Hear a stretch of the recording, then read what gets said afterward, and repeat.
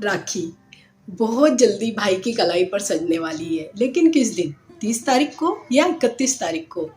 इस साल बहुत ही कन्फ्यूज़न है।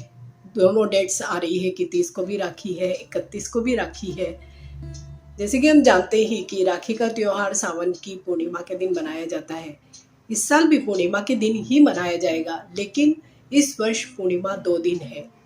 30 अगस्त को पूर्णिमा तिथि का प्रारंभ सवेरे 10:58 पर होगा और अगले दिन मीन्स 31 अगस्त को सवेरे 7:05 तक पूर्णिमा रहने वाली है। तो क्या प्रॉब्लम है? पूर्णिमा तो है ही 30 को, लेकिन यहाँ पर एक ट्विस्ट है। पूर्णिमा तिथि तो 30 को ही है, लेकिन पूर्णिमा लगने से पहले ही भद्रा काल ऑलरेडी स्टार्टेड ही होगा।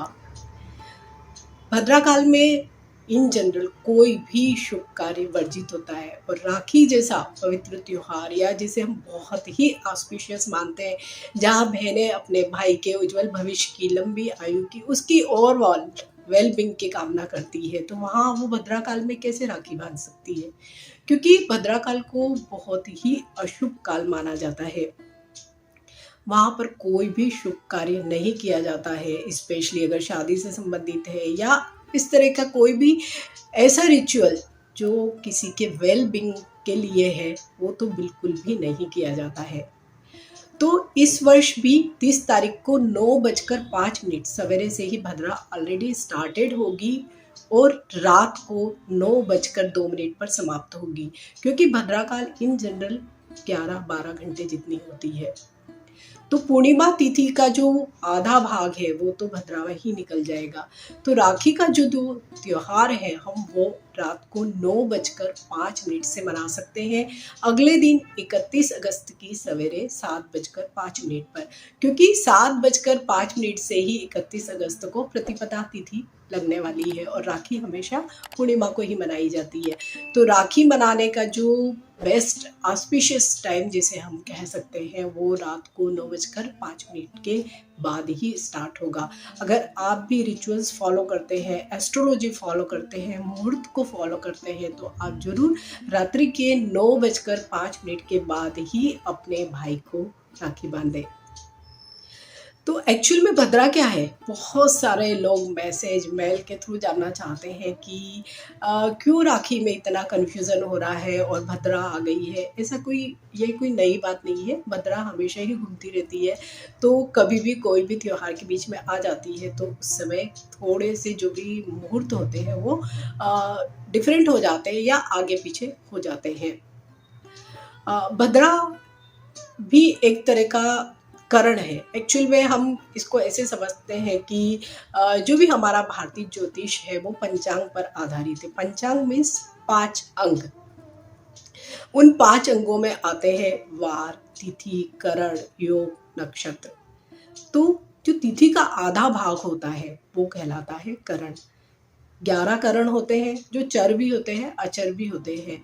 तो उसमें जो 7वां करण है वो विष्टिकरण कहलाता है और वही विष्टिकरण को भद्रा कहा जाता है। भद्रा एक्चुअल में सूर्य की पुत्री है, शनि की बहन है। तो ठीक शनि की ही तरह इनका व्यवहार भी बहुत कड़क है।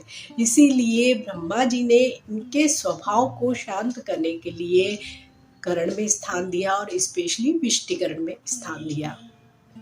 क्योंकि भद्रा हमेशा ही मूवमेंट करती है। हालांकि भद्रा का जो शाब्दिक अर्थ हम देखते हैं तो शुभ करने वाली वैसा माना जाता है, लेकिन एक्चुअल में भद्रा क्योंकि मृत्युलोक में भी घूमती है, पृथ्वीलोक में भी घूमती है, पाताल लोक में भी घूमती है, लेकिन जब भी कभी ये पृथ्वीलोक पर घूमती है, विचरण करती है, उस समय होती है राशियाँ, कर्क राशि होती है, सिंह राशि होती है, कुंभ राशि होती है, मकर राशि होती है।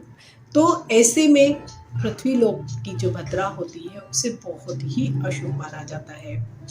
तो इस पूरे ही पीरियड में राखी वाले दिन भद्रा ही घूम रही है, वो भी पृथ्वीलोक में। इसलिए हम राखी का त्योहार जब भद्रा समाप्त हो जाएगी रात्रि को 9:05 के बाद ही मनाने वाले हैं। भद्रा हमेशा अशुभ भी नहीं है, कुछ कार्यों के लिए इसे बहुत शुभ भी माना गया है, जैसे कि तंत्र मंत्र या ऑकल्ट से रिलेटेड जो भी कार्य होते हैं, रिचुअल्स होते हैं, वो भद्रा में बहुत बेनिफिशियल होते हैं। साथ ही अगर आपका कोई लीगल मैटर मीन्स आप अगर किसी भी प्रकार का कोई कानूनी कार्य करते हैं, तो वो भी अगर भद्रा के फेज़ में आप स्टार्ट करते हैं तो आपको सक्सेस भी मिलेगी। तो आई थिंक आप सब लोगों को ये कन्फ्यूज़न ज़रूर दूर हुआ होगा कि राखी एक्चुअल में 30 अगस्त को है या 31 अगस्त को। तो आप 30 अगस्त की रात्रि को 9:05 से 31 अगस्त की सवेरे 7:05 तक राखी का सेलिब्रेशन कर सकते हैं। आप सभी को रक्षाबंधन पर्व की बहुत बहुत शुभकामनाएं मेरी तरफ से, मेरे चैनल उषा एस्ट्रोवर्ट की तरफ से। Stay healthy, stay blessed. Thank you for watching. Bye.